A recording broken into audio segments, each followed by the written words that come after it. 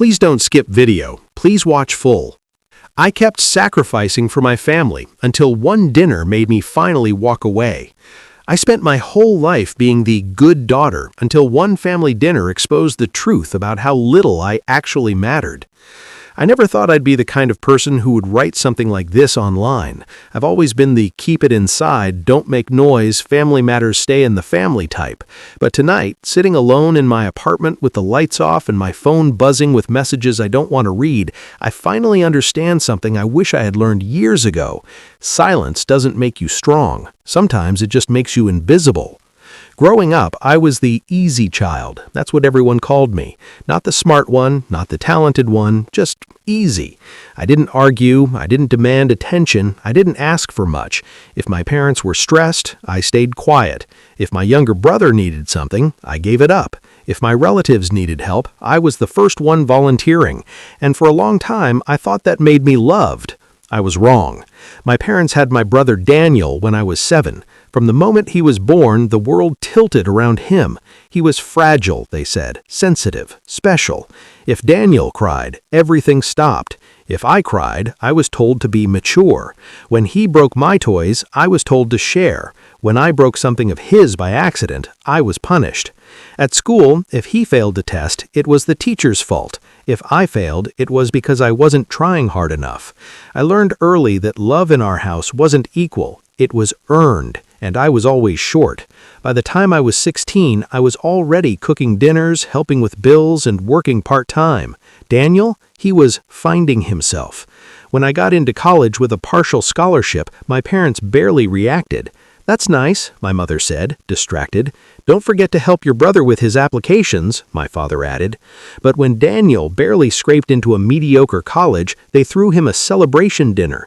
That night, I smiled, clapped, and swallowed the lump in my throat so hard it physically hurt. I told myself, "It's fine. I'm strong. I don't need the attention." What I didn't realize was that strength without boundaries becomes self-destruction. I moved out after college, got a job, and slowly built a life that felt like mine. I paid my own rent, my own bills, my own everything. But my family never stopped needing me. When my parents struggled financially, I sent money. When Daniel dropped out of college, I helped cover his rent. When he lost job after job, I rewrote his resume.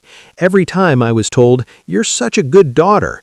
Every time it came with an unspoken expectation, keep giving. And I did, because I thought if I just loved hard enough, someday they'd love me back the same way. Then I met Ryan. Ryan was kind in a way I wasn't used to. He listened, he noticed. When I talked about my childhood, he didn't laugh it off or tell me to move on. He said, "That wasn't fair to you." No one had ever said that before. When we got married, I thought things would change. I thought my family would finally see me as an adult, as someone worthy of respect. Instead, they saw me as a resource. The first big crack came 2 years into my marriage. Daniel had gotten into serious debt, credit cards, loans, things he never told anyone about. One evening, my parents showed up at my apartment unannounced. They didn't ask how I was. They didn't ask how my marriage was. They sat down and said, "We need you to help your brother." I asked how much. My father named a number that made my stomach drop. When I hesitated, my mother's face hardened. "He's family. What kind of sister are you?" she said. Ryan sat quietly beside me. I could feel the tension in his body. I said carefully, "I can't afford that." The room went cold. My father sighed dramatically. My mother started crying. And then came the sentence that finally shattered something inside me. "Daniel would do this for you," my mother said. I almost laughed. After they left, Ryan turned to me and asked me gently, "Why are you the only one expected to sacrifice?" I didn't have an answer. That night, I cried harder than I had in years, not because of the money, but because I realized something terrifying. My family didn't love me for who I was. They loved me for what I provided. I still tried, of course I did. I sent a smaller amount, I checked in, I made excuses for them, until the day my mother called and casually mentioned that Daniel had used the money to go on a vacation with his friends. I felt something snap. I confronted him. He laughed. "You're married, you're doing fine," he said. "Why are you making such a big deal?" That was the moment I understood. To them, my pain was inconvenient, my limits were offensive, and my silence had trained them to expect endless access to me. The final breaking point came last month. My parents were hosting a family gathering. Ryan and I arrived a little late. As soon as we walked in, I felt it. The tension, the whispers.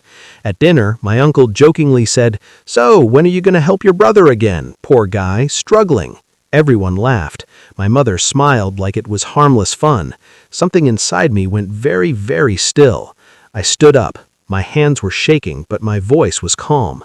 I've helped my brother my entire life, emotionally, financially, mentally, and all it's ever done is teach him that I'll clean up his messes. The table went silent. My mother stared at me like I had slapped her. "How dare you embarrass us this way?" she hissed. I looked around the table, at the faces that had watched me give and never once asked how much it cost me. "I'm done," I said. "I love you, but I'm done being used." Then I picked up my purse, took Ryan's hand, and walked out. My heart was pounding so hard I thought I might collapse, but I didn't. Since then, my phone has been filled with messages, accusatory, guilt, silence. "You've changed. You're selfish. You're tearing this family apart." What they don't say is the truth. The family was already broken. I was just the glue holding the cracks together at my own expense. I won't pretend it doesn't hurt. It hurts every day.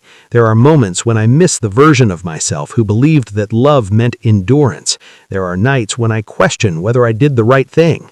But then I remember how it felt to sit at that table, invisible, how it felt to give until there was nothing left but me. And slowly, painfully, I'm learning something new. Choosing yourself doesn't mean you don't love your family. Sometimes it means you finally love yourself enough to stop disappearing. If you've read this far and see yourself in my story, please hear this. You are not difficult for having boundaries. You are not cruel for saying no. And you are not selfish for wanting to be treated like you matter, because you do.